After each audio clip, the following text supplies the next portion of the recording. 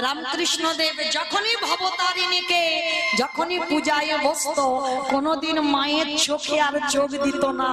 একদিন মা ভবতারিণী আমার চিন্ময়ী মা মৃন্ময়ী ওই মা এসে বলেছিল, আরে রামকৃষ্ণ তুই প্রতিদিন আমায় পূজা দিস, প্রতিদিন আমার চোখের দিকে তাকাস, কিন্তু কয়েকদিন হলো দেখছি তুই আমার চোখের দিকে তাকাচ্ছিস না, কেন রে বাবা?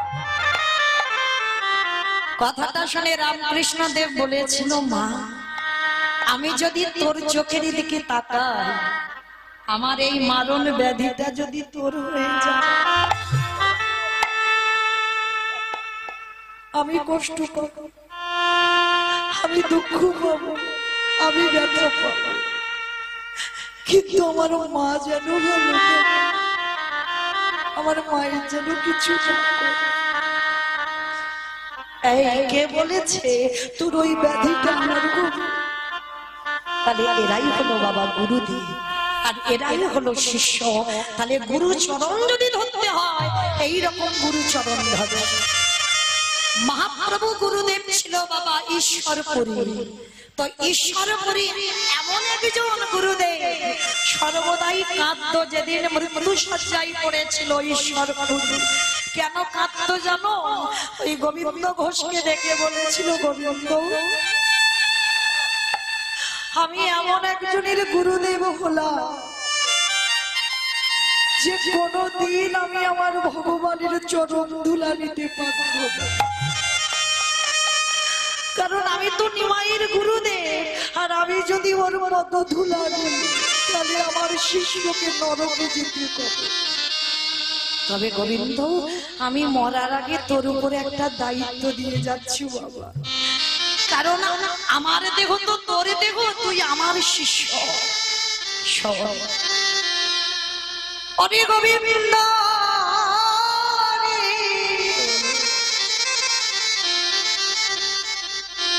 তোরে গুরুদেবে মরারে আগে তোর কাছে জানাই যায়, আমার মৃত্যুর তুই যেন সদাই আমার নিমাইয়ের চরণে সেবা করিবি। কেন এই কথাটা বললো মরার আগে ঈশ্বরপুরী গোবিন্দ ঘোষকে? কারণ ওই যে বললাম বাবা, দীক্ষাকালে গুরু শিষ্যের ভেদাভেদ থাকে না। তাহলে আমি মরে গেলে তোর মধ্যে থাকবো, আরে তুই যদি আমার নিমাইয়ের চরণে সেবা করিস, ওরে তোর মধ্যে দিয়ে আমার প্রভুর সেবা হবে। আমি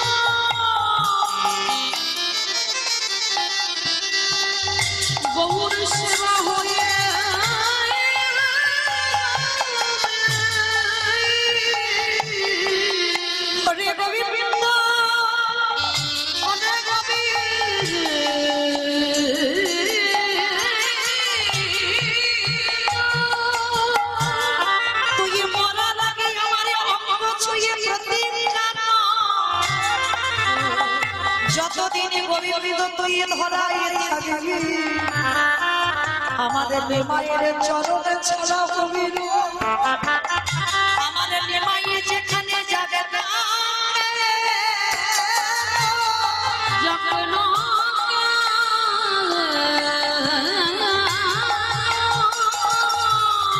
পরে আমার নিমাইয়ের সঙ্গ ছাড়া তুই হবি না গোবিন্দ।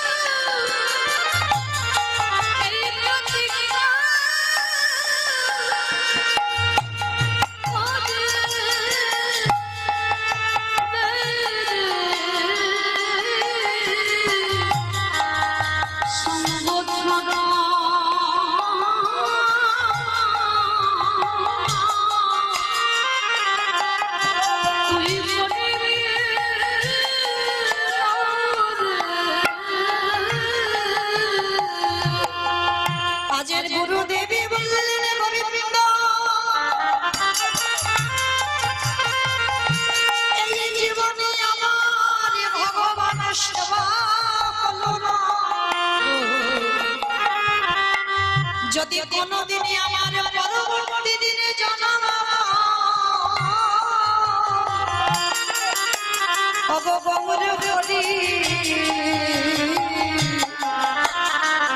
তুমি যেন আমার চরণে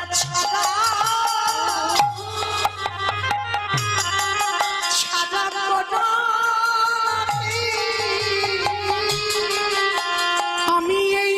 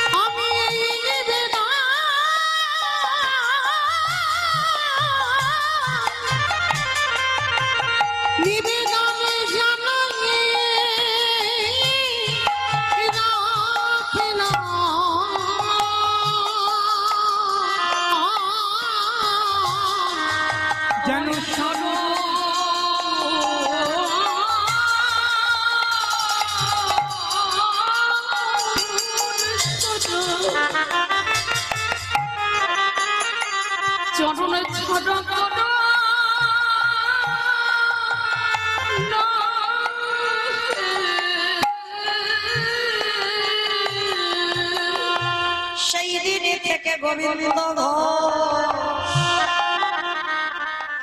আমাদের মহাপ্রভুর চরণে যুগলে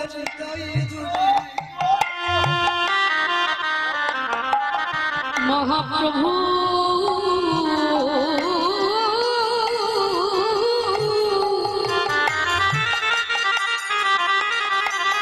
বলে প্রভু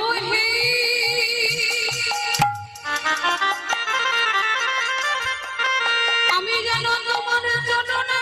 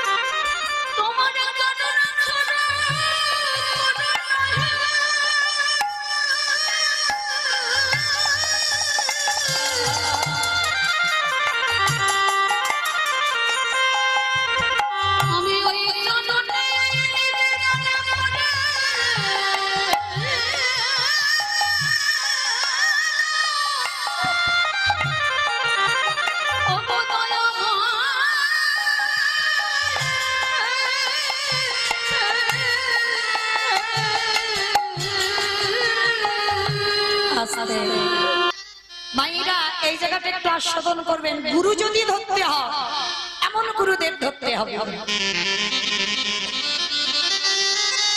এই রামকৃষ্ণ দেব আর এই যে বাবা গিরিশ ঘোষ এরা শিষ্য কেমন আর গুরুদেব কেমন?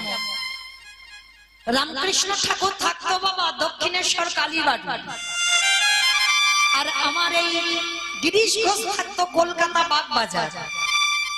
তাহলে কোথায় কলকাতা বাগবাজার আর কোথায় বাবা দক্ষিণেশ্বর? একটুখানি রাস্তা নয়। আর এই গিরিশ ঘোষের একটা মারণ ব্যাধি হয়েছিল। বলো তো কি ব্যাধি? ক্যান্সার। গিরিশ ঘোষের একটা মারণ ব্যাধি হলো, যার ওষুধ আজও নাই বাবা, যার নাম হলো ক্যান্সার। হয়েছিল কোথায়? গিরিশের গলায়। গিরিশের গলায় ক্যান্সার হয়েছিল। যেদিনে রোগগ্রস্ত বিছানা শয্যা হয়ে গেল গিরিশ, মানে এত নেশা করতো, এত মাতা, কোনদিন বাবা গুরুদেবের দেওয়া মন্ত্র জপ কোনদিন করে। মানে গুরুদেব যদি ঘরে আসতো, যদি গিরিশের স্ত্রী যদি খেতে দিত, সামনে থেকে গুরুদেবের কাছ থেকে থালাটা কেড়ে নিত, মুখের সামনে গুরুদেবকে অপমান করে বের করে দিত। তবু বাবা শ্রী শ্রী রামকৃষ্ণ পরমহংসদেব মাথা পেতে নিত। আরে শালা, ওরা তো অবুঝ, ওরা কিছু বোঝে না। ওদের কিছু বলিস না, ওরা অবুঝ, ওরা কিছু বুঝতে পারে না কাকে কি করছে। তবে ওটা করে যদি ও সুখ পায়, ও সুখ পায়। কিন্তু যেদিন গিরিশ ঘোষ বিছানা সজ্জা হয়ে গেল, অসহ্য যন্ত্রণা গলায়, মানে ক্যান্সারের এত যন্ত্রণা, এত জ্বালা সহ্য হয়ে গেল। বিছানা সজ্জা হয়ে গিরিশ ঘোষ তার পরিবারকে ডেকে বলেছিল, গিন্নি আর মনে হয় আমি বেশিক্ষণ বাঁচবো না, বড় জ্বালা, বড় যন্ত্রণা। তবে জানো গিন্নি, জীবনে আমি গুরুদেবের দেওয়া মন্ত্র জীবনে জপ করি, জীবনে আমি মা ভবতারিণীকে বিশ্বাস করি। তুমি জানো গিন্নি, আজকের একবার শেষ বেলায় আমি একবার অন্তত আমি আমার গুরুদেবকে ডেকে দেখবো। মৃত্যু সজ্জায় গিরিশ পাগলের মতো একবার শুধু বাগবাজারে নিজের বিছানায় শুয়ে একবার ডাক দিয়েছিল, গুরুদেব, গুরু।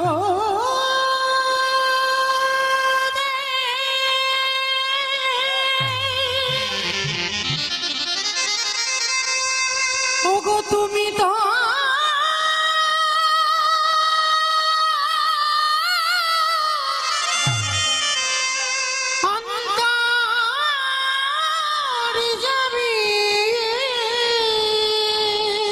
ছটকে উঠলো, কে আমায়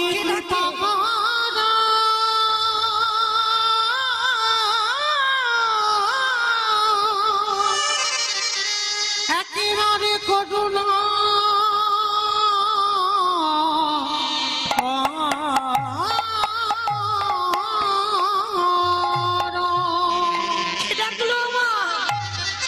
কোথায় বাগবাজারে বসে ডাকলো গুরুদেব বলে, আর দক্ষিণেশ্বর ভবতারিণীর চরণে বসে আছে রামকৃষ্ণ। শিষ্যের ডাকটা গুরুদেবের কানে এসে বাজলো, চমকে উঠেছে। কে ডাকলো আমায় গুরুদেব বলে? কে ডাকলো? কার এমন অমৃতের মতো ডাক? পাগলের মতো খালি পায়ে রামকৃষ্ণ দেব ওই দক্ষিণেশ্বর থেকে ছুটতে ছুটতে একবার শিষ্য ডেকেছে বলে একেবারে গুরুদেব গিয়ে দাঁড়িয়েছে গিরিশের দরজা। কি গো মায়েরা, এই পৃথিবীতে সাধারণ কোনো গুরু নয় যে গুরুদেবকে অপমান করে তাড়িয়ে দিয়েছে বলে জীবনে আর শিষ্যের ভিটে মারাবে না, এইরকম গুরুদেব না। কত অপমান করেছে, এমনকি গুরুদেবকে ধরে মেরেছে পর্যন্ত, কিন্তু মৃত্যু সজ্জা।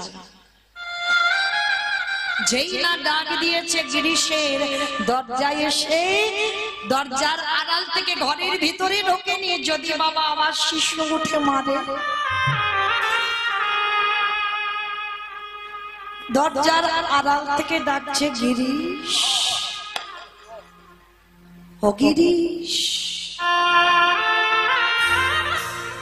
বিছানা সজ্জায় আছে গিরিশ। কে ডাকলো? আমার গুরুদেবের কণ্ঠস্বর, যে কোনদিন গুরুদেব বলে স্বীকার করেনি, মরার আগে বলছে আমার গুরুদেবের কণ্ঠস্বর। কিন্তু গিরিশ ঘোষের ঘরের ভিতরে আসছে না ঠাকুর। কেন? যদি বাবা বিছানা থেকে নেমে গুরুদেবকে আবার পেটায়, ভয়ে পড়ে ঢুকছে। দরজার আড়াল থেকে বলছে, অগিরিশ, আমায় ডাকলি বাবা? বিছানা সজ্জায় আর উঠবার ক্ষমতা নেই গিরিশ। করজোর করে বলেছিলেন, গুরুদেব, আমার ডাক তুমি শুনতে পেরেছ? আমার ডাক তোমার কানে গেছে গুরুদেব। আমি যে বড় অভাগ্য, অভাজন। আমি কোনোদিন তোমার দেওয়া মন্ত্র জপ করিনি। আমি কোনোদিন তোমার দেওয়া নামের মালাও ধরিনি। গুরুদেব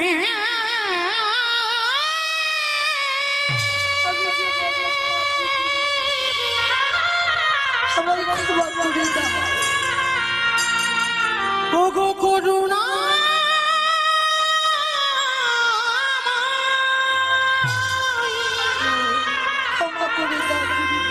এবারে আমার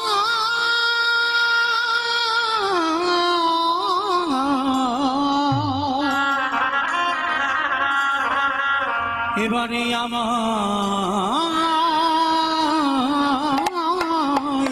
কৃপা করো। ঠাকুরকে যেই না বিছানা সজ্জা গিরিশ ডেকেছে, গিরিশের কাছে এসেছে। গিরিশ, আমায় ডেকেছিস? গুরুদেব, আর আমি বেশিক্ষণ বাঁচবো না গুরুদেব।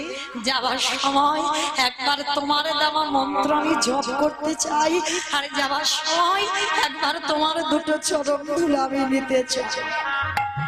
এই শালা, ঠাকুরের বই যারা পড়বেন, ঠাকুর সবাইকে শালা শালা বলতো। কোন শালা?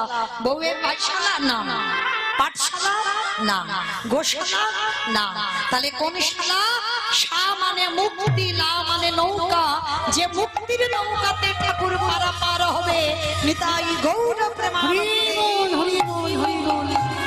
সবাইকে শালা শালা বলতো। গিরিশকে বলেছিল, এই শালা, তুই কি মনে করলি তোর এখন যাবার সময়? শোন, তুই হলি নাট্যাচার্য গিরিশ। তোর নাটক সমাজে চলবে, আর তোর নাটক যখন সমাজে চলবে তা শুনে সমাজ শিক্ষা পাবো। জানিস গিরিশ, আর আমার বেঁচে থাকার প্রয়োজনীয়তা নেই। দে তোর ওই ক্যান্সারটা তুই আমার দে তো বাবা, তোর ওই ক্যান্সারটা তুই আমার দে। কি বাবা ঠাকুর দেখাতে পারবেন? এমন শিষ্য, এমন গুরুদেব জগতে আছে। ঠাকুর দুটো হাত পেতে বলছে যে তোর ওই ক্যান্সারটা আমার। গিরিশ ঘোষ চমকে উঠল, না ঠাকুর না, তুমি এটা কি বলছো? আমার গলার ক্যান্সার আমি তোমায় দেবো কি করে? হয় রে হয়, হয়। আমি তোর গুরুদেব। আমি যখন তোকে দীক্ষা দিয়েছিলাম, আমার দেহ তোর দেহ হয়ে গেল, তোর দেহ আমার দেহ হয়ে গেল। তা দে ওরে, তুই আমায় ভালো না বাসিস, আমি তো তোকে ভালোবাসি, দে। যেই না ঠাকুর গিরিশের গলার দিকে তাকিয়েছে, গিরিশের গলা থেকে ক্যান্সারটা উঠে রামকৃষ্ণ দেবের গলায় বসে। একটা দৃষ্টিতে শিষ্যের অসুখ গুরুদেবের শরীরে চলে। যার জন্য গোবিন্দ ঘোষ সর্বদা আমার নিমাইয়ের চরণ সেবা করত। যার জন্য যখন বৃন্দাবন যাত্রা করেছিল আমার মহাপ্রভু, তখন কেউ আগেই আসেনি, গোবিন্দকে সঙ্গে নিয়েছিল। কিন্তু মায়েরা গোবিন্দ ঘোষের সেবাটা কেমন ছিল জানো? সেবা কাকে বলে, সেবা কি করে করতে হয় দেখো। একদিন আমার মহাপ্রভু ছলনা করলো। কিরকম ছলনা? গোবিন্দ, দেখবো তুমি আমায় কতটা ভালোবাসো। তাইবার কি করেছে বাবা? মহাপ্রভু এমন ভাবে ঘুমিয়ে আছে, মানে একেবারে গম্ভীরা, যারা পুরী ধামে গেছেন, গম্ভীরা যেটা হচ্ছে বাবা রাধাকান্তের মঠ, ওইটা হচ্ছে মহাপ্রভুর জায়গা। 3.5 জন ভক্ত, 3.5 হাতের জায়গা। তো মহাপ্রভু ওই জায়গায়, গম্ভীরাটা যারা গেছেন দেখেছেন, মহাপ্রভু যেখানে বসে ভজন করতে কতটুকু জায়গা, আর দরজাটা দেখেছেন বাবা, ওই দরজা একেবারে আড়াআড়ি করে মহাপ্রভু ঘুমাচ্ছে। মানে একেবারে দরজা বন্ধ, মানে দরজার ভিতরে কেউ যেতে পারবে না। এইবার বাবা ঘটনাটা কিরম ঘটেছে দেখো। গোবিন্দ ঘোষ মহাপ্রভু সেবার ব্যবস্থা করতো রোজ। মানে প্রভু কি খাবে কীর্তন সমাপ্ত করে, আর তারপরে কি যে খাবে সেটা গোবিন্দ ঘোষ তৈরি করে দিত। তা মহাপ্রভু কি করেছে বাবা, এমন আড়াআড়ি ভাবে ঘুমিয়ে আছে যে গোবিন্দ ঘোষ ভিতর থেকে আর বাইরে বেরোতে পারছে না। তো একেবারে গম্ভীরার ভিতরে বসে আছে, কিন্তু বাইরে বেরোতে পারছে না। আর মহাপ্রভু মনে মনে ভাবছে, গোবিন্দ আজকে দেখবো কি করে তুমি গৌর সেবা দিতে পারো। কারণ সময় নষ্ট হয়ে যাচ্ছে, আমি তো ঘুমাচ্ছি না, আমি ইচ্ছা করে আড়াআড়ি ভাবে তোমার রাস্তা অবরোধ করে আছি, দেখি তুমি আমাকে ডিঙিয়ে কি করে যাও। কি মায়েরা, ভগবানকে ডিঙিয়ে যাওয়া যায়? যাওয়া যায় না। তো গোবিন্দ ঘোষ কি করে যাবে? তো মনে মনে করছে প্রভু তুমি এমন করে ঘুমাচ্ছ, কিন্তু আমি তোমাকে ডাকতেও পাচ্ছি না, কারণ ডাকাটাও আমার অপরাধ হয়ে যাবে, কিন্তু সেবার সময় হয়ে যাচ্ছে, আর আমি যদি তোমাকে সেবা না দিই তাহলে আজকে সারা দিন রাতে তোমার কিছু সেবা হবে না, তাহলে কি করব? তো এইবার গোবিন্দ ঘোষ চালাকি করেছে। বাবা ভক্ত বড় না ভগবান বড়? হ্যাঁ, ভক্ত বড়। আজ পর্যন্ত ভগবান কোনোদিন বড় হয়নি আর জয়ী হয়নি। এইবার যতই চালাকি করুক না কেন আমার ভগবান ভক্তের সঙ্গে চালাকি করে পারে। এইবার গোবিন্দ ঘোষ কি করেছে জানো? নিজের গলা থেকে উত্তরীয়টা খুলে নিয়ে আমার মহাপ্রভুর গায়ের উপরে পেতে দিয়েছে। মহাপ্রভু একেবারে ষষ্ঠাঙ্গে ঘুমিয়ে আছে, তো লম্বা মানুষ, একেবারে আড়াআড়ি ভাবে ঘুমিয়েছে, উত্তরীয়টা পেতে দিয়েছে গোবিন্দ ঘোষ প্রভুর গায়ে। আর প্রভুর গায়ে পেতে দিয়ে বাবা একেবারে ডিঙিয়েছে, মহাপ্রভুকে ডিঙিয়েছে। মহাপ্রভুকে ডিঙিয়ে এইবার মহাপ্রভুর সেবার ব্যবস্থা করি, এইবার বাবা সেবাটা দিয়েছে। কিন্তু মহাপ্রভু উঠছে না, এখনো আছে, কিন্তু গোবিন্দ ঘোষ আর বেরোতে পারছে না। কেন বেরোতে পারছে না? আগের বারে বাবা ডিঙিয়ে এলো, তাহলে ডিঙিয়ে গেলেই তো হয়, অত সোজা না। এই জায়গায় ভক্ত চিনতে হবে। তা ভগবান মনে মনে ভাবছে, ভগবান একবার দেখি তো গোবিন্দ কেন এতক্ষণ দেরি করছে, ও তো আমার সেবা দিল কিন্তু বেরোচ্ছে না কেন? ও তো আমাকে ডিঙিয়ে আবার বের হবে, কিন্তু বেরোচ্ছে না কেন? এইবার ভগবান ইচ্ছা করে আলিশ ভেঙে উঠেছে। গোবিন্দ, ও গোবিন্দ, এ কি তুমি এখনো ভিতরে বসে আছো, তুমি বার হওনি? বলে প্রভু বার হব কি করে? তুমি যে দরজা আটকে আড়াআড়ি ভাবে ঘুমিয়ে আছো, আমি কি করে বার হব? তোমাকে ডিঙিয়ে কি বার হতে পারি? বলে বাবা বাবা, তাহলে ডিঙিয়ে বার হতে পারলে না, আর ডিঙিয়ে গেলে কি করে? বলে হে দয়ামা, ওইটা তো আমার সুখের জন্য নয়, আমি ডিঙিয়ে তোমার সেবারে ব্যবস্থা করেছি বটে, ওটা তো গৌর সুখের জন্য। তাহলে তোমার সুখের জন্য যদি তোমাকে ডিঙিয়ে আমার পাপ হয়, আমি নরকে যেতে রাজি, কিন্তু হেদায় আমার এই আমার সুখের জন্য আমি ভালো খাবো বলে, আমি টাইমে খাবো বলে আমি তোমাকে ডিঙিয়ে যেতে পারি না, তাই তো মন্দিরের ভিতরে বসে রইলাম। মায়েরা বুঝতে পেরেছো কথাটা? প্রভু তোমার সেবা তো একটা টাইম, আমি জানি ওই টাইমটা যদি পার হয়ে যায় তুমি আর প্রসাদ পাবে না, তাই আমি চিন্তা করলাম আমার গায়ের উত্তরীয় তোমার গায়ের উপরে পেতে দিলাম, যদিও ধুলো বালি পরে আমার উত্তরীয়র উপরে পড়বে, আর তাতে যদি নরকে যেতে হয় যাব, কিন্তু তোমার টাইমে তো প্রসাদ পাওয়া হবে। কিন্তু ওই যে ভিতরে গেলাম, আমার খাওয়া একদিন না হয় হোক, কিন্তু তোমাকে ডিঙিয়ে আসতে পারবো না। ওগো কেন জানো গৌর করি,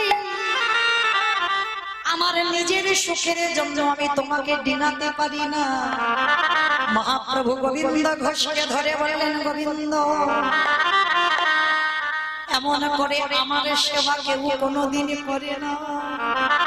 গোবিন্দ তখন কেঁদে বলেছিল, হেদায় আমার, এ তো আমার সেবা নয়, আমার গুরুদেবী মরার আগে বলি গেল, ওরে গোবিন্দ আমি মৃত্যুর পরে তোর মধ্যে প্রবেশ করলাম, তাই এইভাবে গুরুদেবের নিজের হাতে তোমার কাছ থেকে সেবা করে নিল।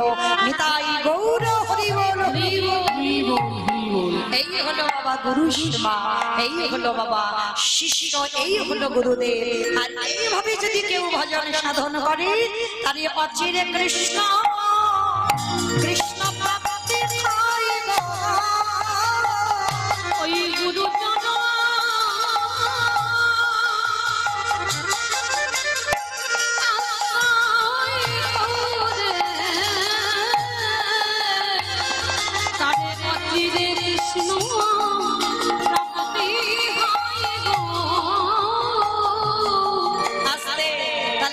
চরণ সেবা করতে হবে, গুরু চরণ ভজতে হবে বাবা।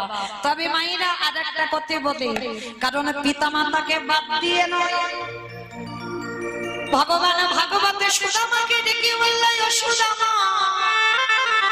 এই জগতের সংসার মাঝে পিতা মাতা হলো প্রথম গুরু, শিক্ষা গুরু দীক্ষা হলো দ্বিতীয় গুরু, আর ভগবান বললেন আমি হলাম তৃতীয় গুরু। এই তিন গুরুকে যে সমানভাবে সেবা করে তার অন্তিম সময়ে আমার কৃপা তাকে করে লাভে পড়তে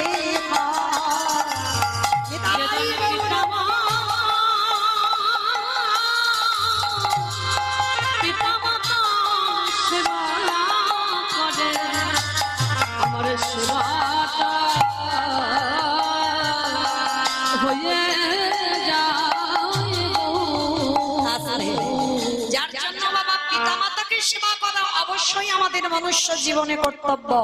এই যে বাবা মাধবেন্দ্র পুরী ছিলেন, তিনি কিন্তু বাংলাদেশ বাসী ছিল, বাংলাদেশের মানুষ।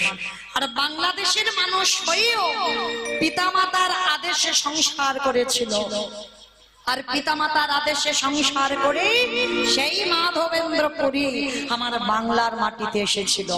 একটা কথা মনে রাখবেন বাবা, এই বাংলার মাটিতে আমার মাধবেন্দ্র পুরী গোসাই যদি না আসতো, আমরা ভক্তির বীজ আমরা কেউ পেতাম না।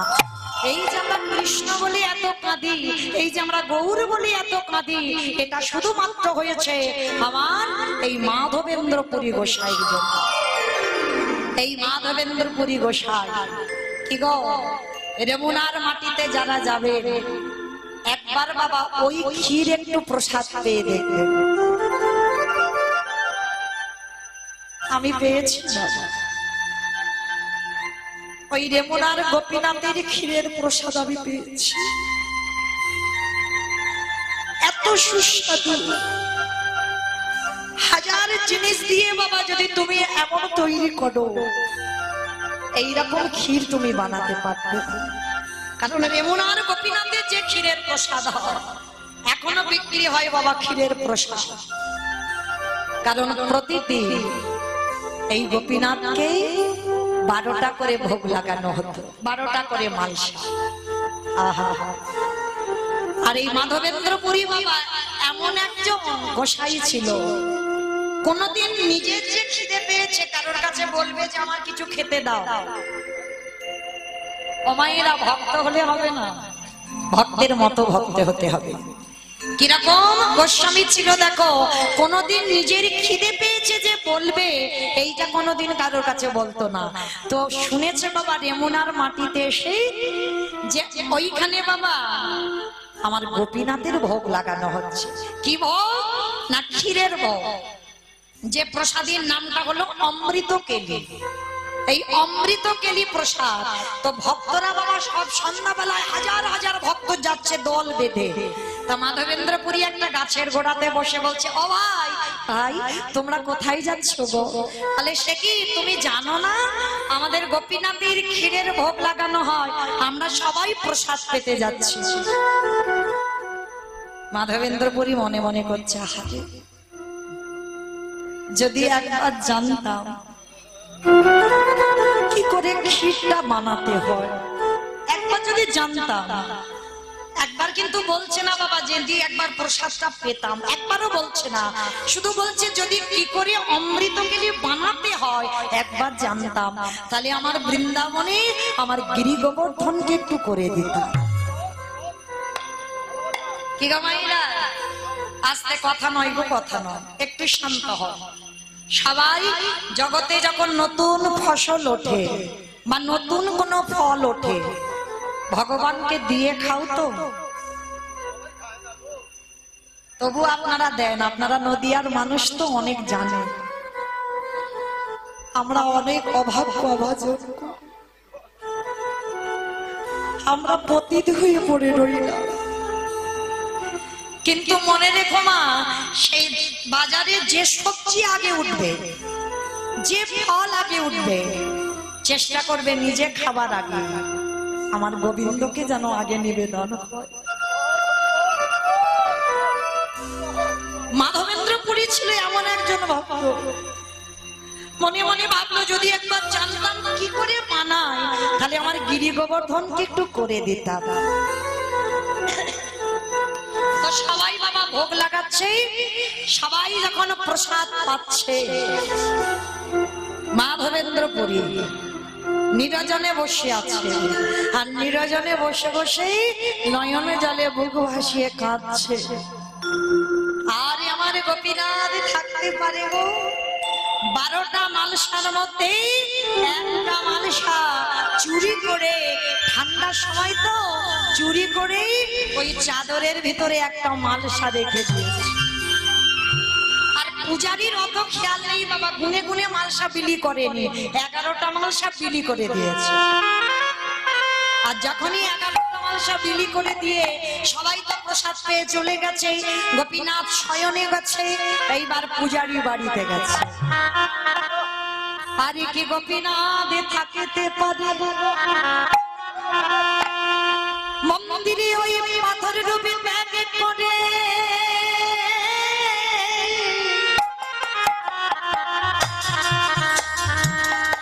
ওই পূজারীর বিছানার পাশে গিয়ে আমার গোপীনাথ দাঁড়াইছে। ডাক দিল পূজারী,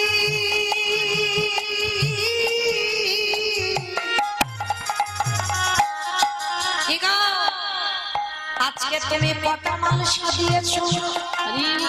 বলে কেন প্রভু, রোজ 12টা মালসা দিয়ে, আজও দিয়েছি 12টা মালসা না। ভালো করে গিয়ে দেখো, আজকে তুমি 11টা মালসা বিতরণ করেছো। প্রভু আমি তো গুনে গুনে 12টা মালসা দিয়েছি। হ্যাঁ দিয়েছো, কিন্তু বিতরণ করেছো 11টা মালসা। আরে প্রভু আরেকটা মালসা কো, যাও একেবারে গিয়ে মন্দিরে দেখেন আমাদের চাদরের নিচে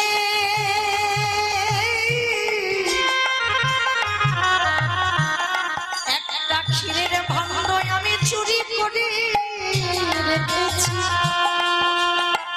একটা ক্ষীরের ভাণ্ড কার জন্য?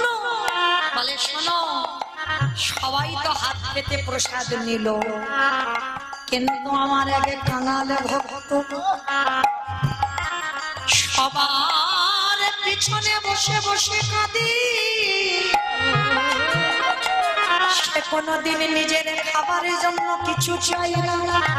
যাও এই ক্ষীরের ভাণ্ড তুমি আমার সেই মাধবেন্দ্রপুরীকে খাইয়েছো। পূজারী চমকে উঠলো যে কত বড় ভক্ত, যার জন্য আমার মন্দিরের গোপীনাথ ক্ষীর চুরি করে রেখে দিয়েছে। পাগলের মতো ছুটতে ছুটতে পূজারী রাত্রিবেলা বেরিয়ে পড়লো, মন্দিরে প্রবেশ করে দেখলো আমার গোপীনাথের চাদরের ভিতরে একটা ক্ষীরের ভাণ্ড। ছুটে গিয়ে ভাণ্ডটা তুলে নিল, ছুটতে ছুটতে খুঁজে খুঁজে বেড়াচ্ছে, কোথায় আছো মাধবেন্দ্রপুরী, একেবারে দেখা দাও, যার লাগি আমার গোপীনাথ ক্ষীর খইল চুরি। চারিদিকে খুঁজতেই ব্যস্ত, হঠাৎ দেখে না একটা গাছের তলায় মাধবেন্দ্রপুরী শয়নে আছে। ঠান্ডার সময় ঠকঠক করে কাঁদছে। কে কে ডাকছে আমার মাধবেন্দ্রপুরী? যেই না বসেছে পূজারী এসে মাধবেন্দ্রপুরীর কাছে ওই ভাণ্ডটা দিয়েছে।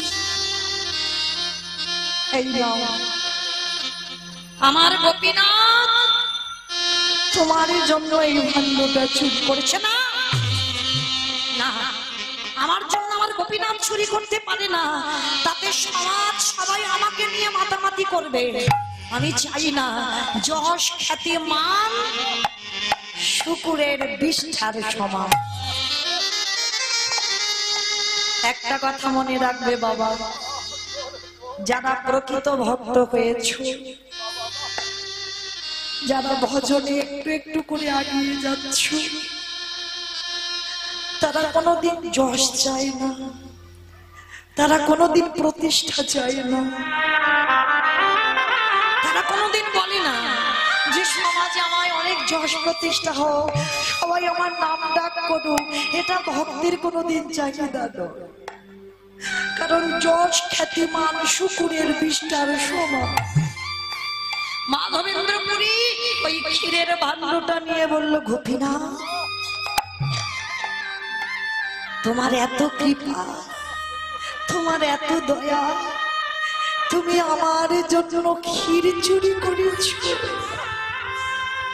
তুমি আমার জন্য ক্ষীর চুরি করে জগতে তুমি চোর বদনাম নিলে। গোপীনাথ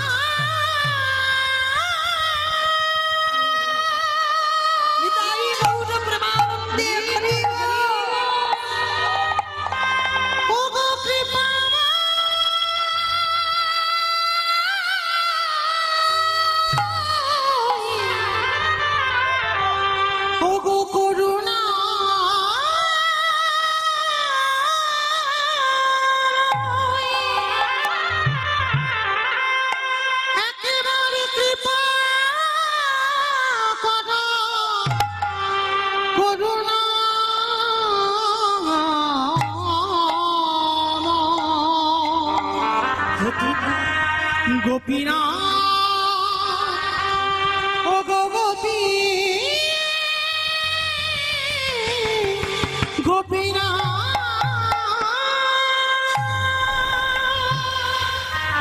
আমি কবে এই বিষয় বৈভব ত্যাগ করে আমি তোমার চরণ পাবো দয়া? আমি কবে যাব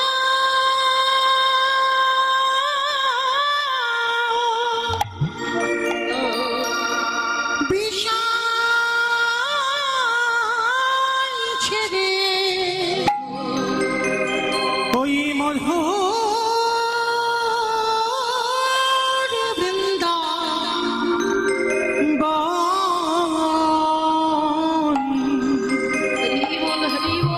ওরে কৃষ্ণ নামে কাঁদবে গানে আমার পোড়া মন।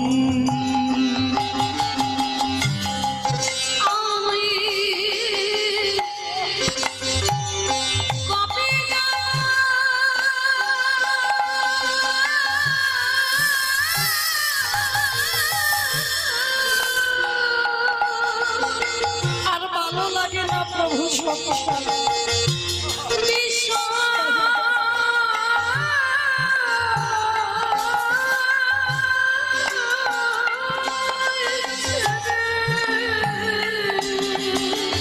এবারে তুমি একবার তোমার করে দাও ওই মধু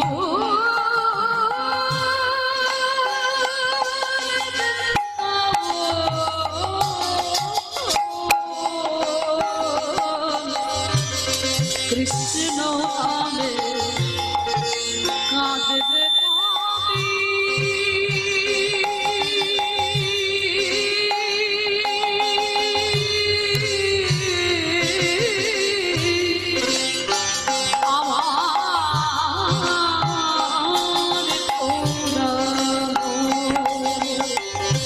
ওরে কৃষ্ণ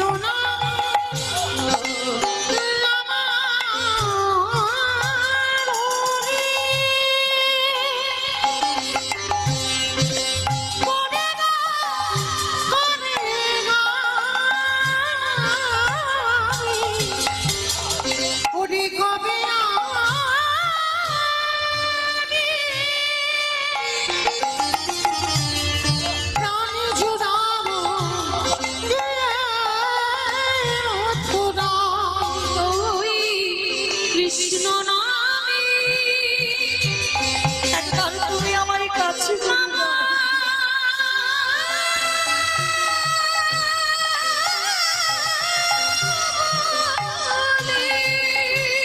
এই মায়াময়ের সংসার আর আমার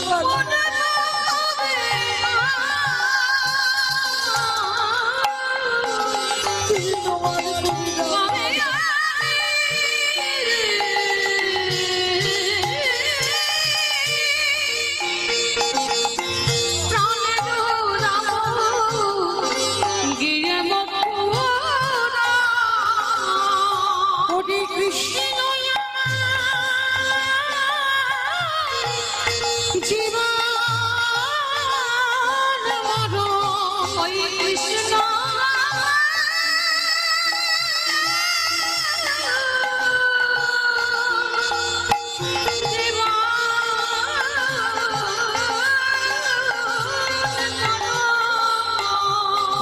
পাবো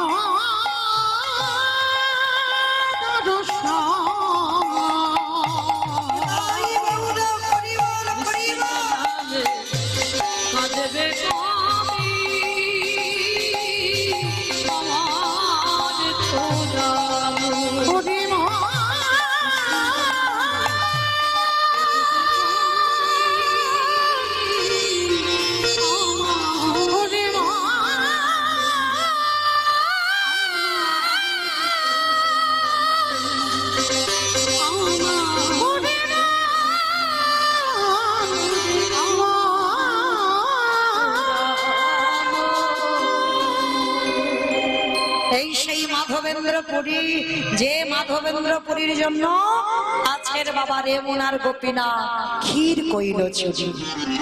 আজ জগৎ সংসারে এমনই একজন ভক্ত বাবা, যার জন্য গোবিন্দ ঘোষ আমার সেই জগৎ সংসারে প্রচার করে দিল, কারোর প্রয়োজন নেই।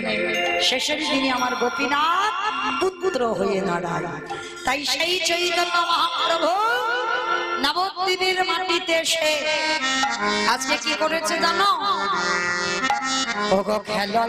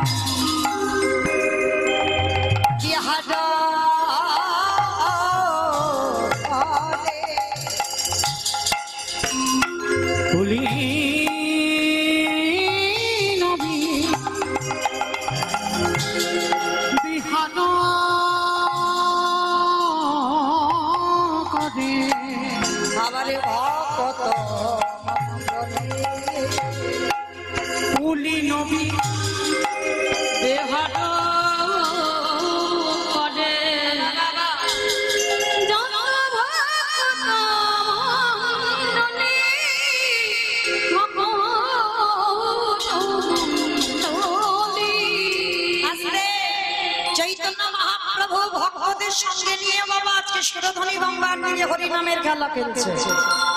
দেখবেন বাবা শুধু ভগবান খেলছে না, এই জগতে অনেক অনেক বয়স্ক মানুষরা, বাবারা, দাদা ভাইরা এখনো তাস খেলে। কি গো খেলে না? সন্ধ্যে হলে দেখবে বাবা তাদের আর ঘরে মন টেকে না, কখন একটু বাজারে যাবো, আর বাজারে গিয়ে কখন একটু তাস খেলতে বসবো। এটা কলির মানুষের দোষ নয়, এটা তোমার ভগবান খেলে গেছে। তবে ভগবান তাস খেলেনি। হরি বল। ভগবান দেখেন বাবা সত্যযুগে খেলা করলো চার নারায়ণ হয়ে, চার নারায়ণ হয়ে খেলা করেছিল। বাসুদেব নারায়ণ, শঙ্কর্ষণ নারায়ণ, প্রদ্যুষ্ণ নারায়ণ, অনিরুদ্ধ নারায়ণ।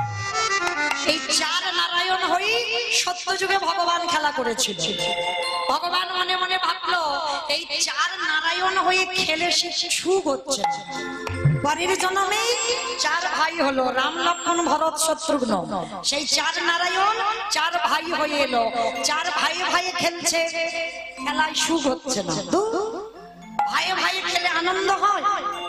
কি গো মাইরা, আপনারা বিচার করে বলেন, ভাই ভাই খেলে সুখ হয়? মানে এক মার পেটের ভাই যদি একসঙ্গে খেলা হয় ভালো লাগে? দূর ভালো লাগছে না। এইবার ভগবান বলে একটু খেলোয়াড়ের সংখ্যা বাড়িয়ে দিতে হবে। পরের জন্মে 12 জন প্রধান, 12 জন উপপ্রধান, মানে 24 জন বন্ধু নিয়ে ভগবান কৃষ্ণ হয়ে খেলা করল। তাহলে সত্য যুগে চার নারায়ণ, ত্রেতা যুগে চার ভাই, দ্বাপর যুগে 24 জন বন্ধু নিয়ে খেললো, তবু সুখ হচ্ছে না। ভগবান যমুনার ঘাটে মাথায় হাত দিয়ে বসে আছে। একজন ভক্ত ছুটে এসেছে, নাম হলো তার শ্রীমদ্ ভাগবত।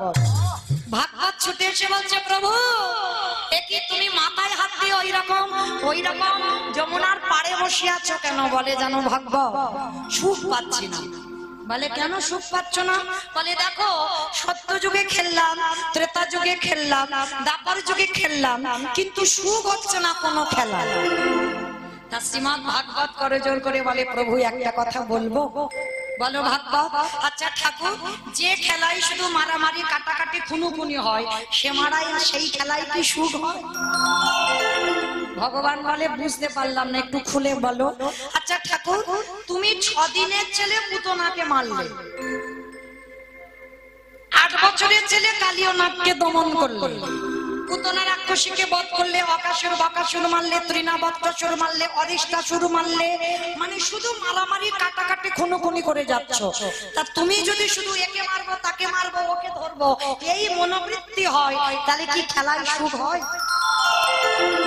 তা ভাগবত তুমি খারাপ বলনি, ওই জন্য সুখ পাচ্ছি না। বলে হ্যাঁ ঠাকুর, শুধু মারলে হবে না, মার খেতে শিখতে হবে।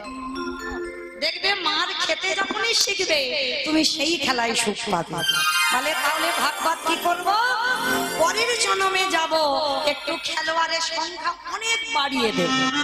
এলো কলিযুগ, আর কলিযুগে বাবা খেলোয়াড়ের সংখ্যা দেখেছো অগন্তি, কোন গোনাগাতি আছে? নারী পুরুষ ভেদাভেদ আছে। দেখো এখানে যদি যাত্রা হতো, ফাংশন হতো, মাঝখান থেকে বাঁশ বেঁধে দেওয়া হতো, একদিকে নারী একদিকে পুরুষ, কিন্তু এখানে দেখো নারী পুরুষ একাকার হয়ে আছে, তাই না? মানে জাতি ধর্ম নির্বিশেষে নারী পুরুষের কোনো ভেদাভেদ নাই, মহাপ্রভুর হরিনাম।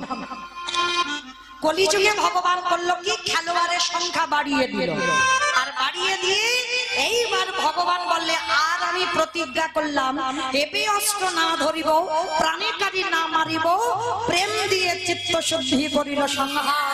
নিতাই গৌর হরিব। আর মারামারি কাটাকাটি খুনোখুনি নয়, এবার প্রেম আর হরিনাম দিয়ে একটু উদ্ধার করব।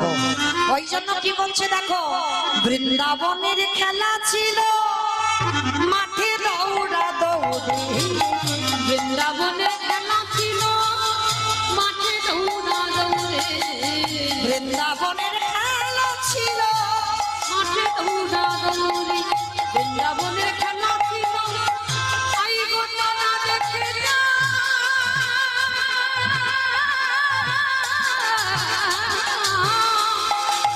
নিতাই গৌর হরিব হরিব হরিব। আমার গৌরের কিভাবে রে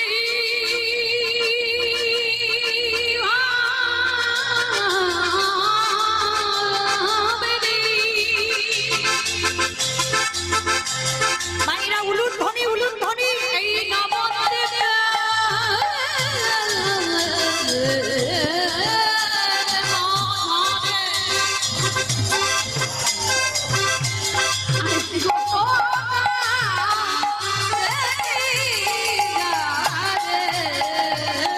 নবদ্বীপে খেলা ছিল মাঠে দৌড়া দৌড়ি, বৃন্দাবনের খেলা ছিল মাঠে দৌড়া ওই দৌড়ি। বৃন্দাবনী খেলা ছিল মাঠে দৌড়া দৌড়ি। বৃন্দাবনে বাবা গরু বাছুর নিয়ে হেঁটে হেঁটে হেঁটে হেঁটে কি মা, বৃন্দাবনে এটা খেলা তো কলিযুগে এটা খেলা হচ্ছে না।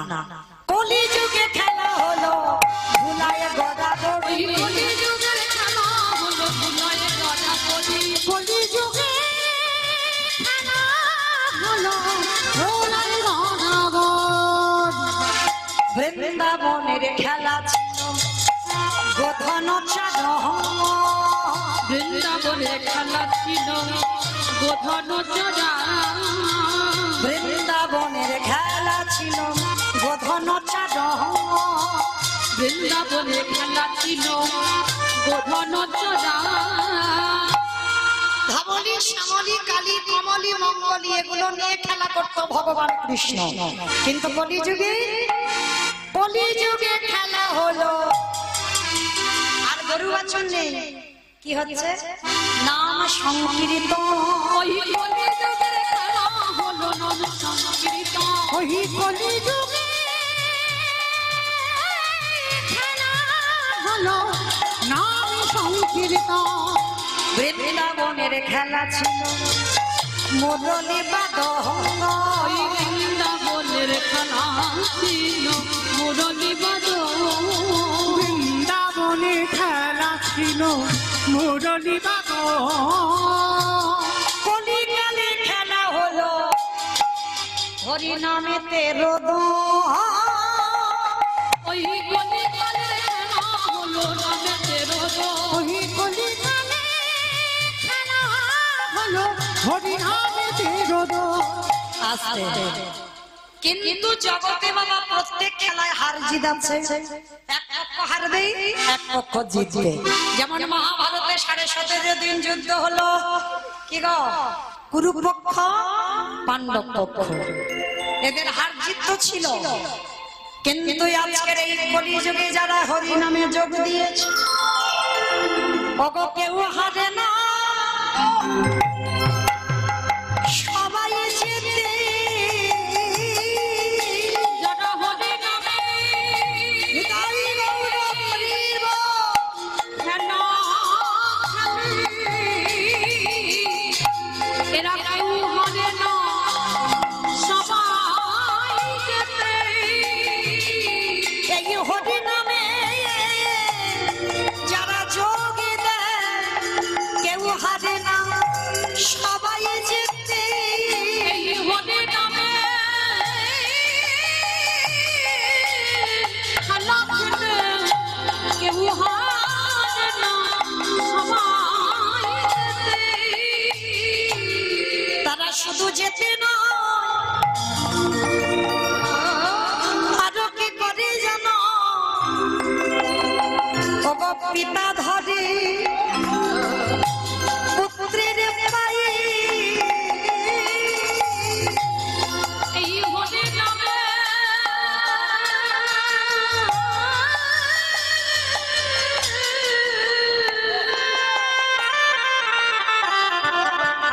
এই নামে মাতোয়ারা দেখো পিতা